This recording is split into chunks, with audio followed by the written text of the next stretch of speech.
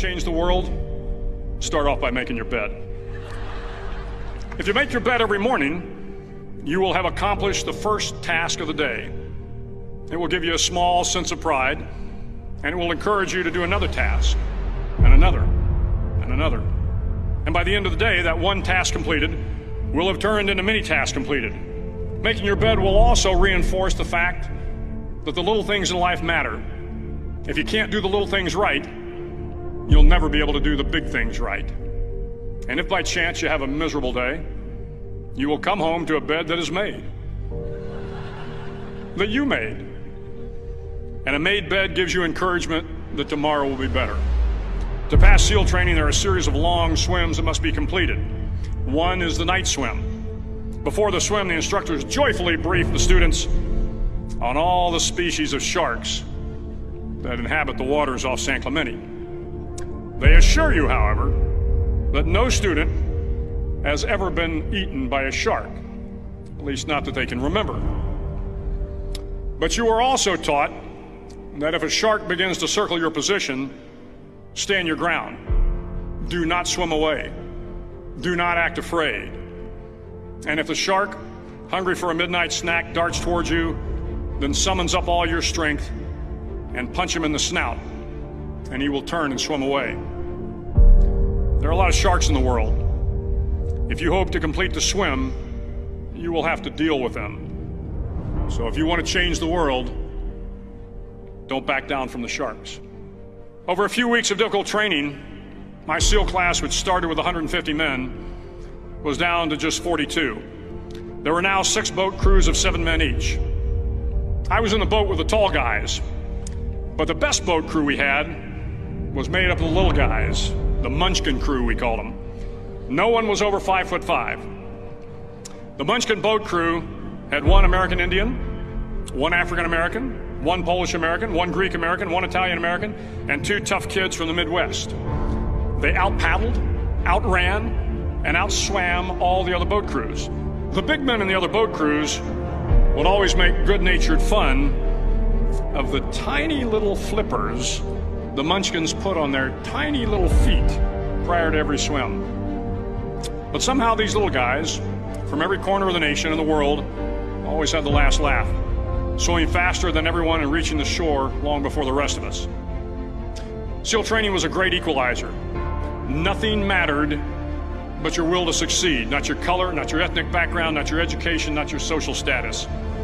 If you want to change the world, measure a person by the size of their heart, not by the size of their flippers. The 9th week of training is referred to as Hell Week. It is 6 days of no sleep, constant physical and mental harassment, and 1 special day at the Mud Flats.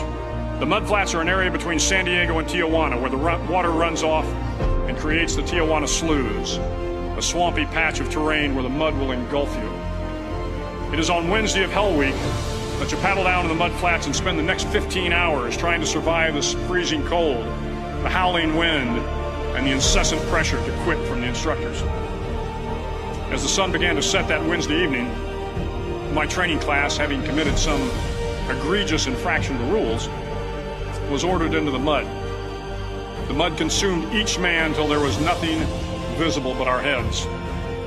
The instructors told us we could leave the mud if only 5 men would quit. Only 5 men, just 5 men, and we could get out of the oppressive cold. Looking around the mud flat, it was apparent that some students were about to give up. It was still over 8 hours till the sun came up. 8 more hours of bone-chilling cold. The chattering teeth and the shivering moans of the trainees were so loud, it was hard to hear anything. And then one voice began to echo through the night. One voice raised in song. The song was terribly out of tune, but sung with great enthusiasm.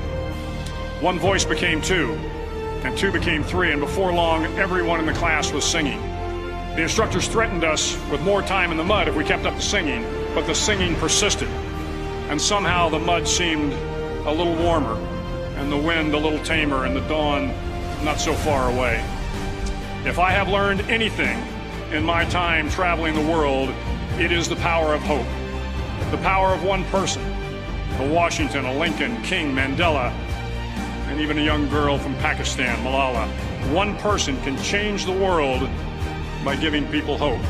So if you want to change the world, start each day with a task completed. Find someone to help you through life. Respect everyone. Know that life is not fair and that you will fail often. But if you take some risks, step up when the times are the toughest, face down the bullies, lift up the downtrodden, and never ever give up. If you do these things, the next generation and the generations that follow will live in a world far better than the one we have today. And what started here will indeed have changed the world for the better.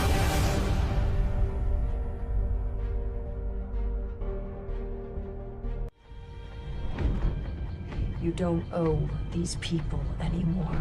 You've given them everything. Not everything. Not yet. See now what would have to become to stop men like him. If you make yourself more than just a man, if you devote yourself to an ideal, if they can't stop you, then you become something else entirely. Legend. You go after and you give it all you have. If you lose, at least you try, man. I failed. It's 10 times more of a man than someone said, what if? Because what if never went to the arena? That's called courage. Now that's the stuff leaders should be made of. You think something's wrong, maybe it's time to stop. No, it's time to move reinversion. Mentally, you must believe it before you physically start. I choose to rise, not fall. I choose to live, not die. The day will be that day. Not tomorrow, not next week, but right now, right here. Belief will change my world. History will remember me. I will define myself. I will never go out, not knowing I've given everything I tried. Because who am I? I am the champion. I choose to fight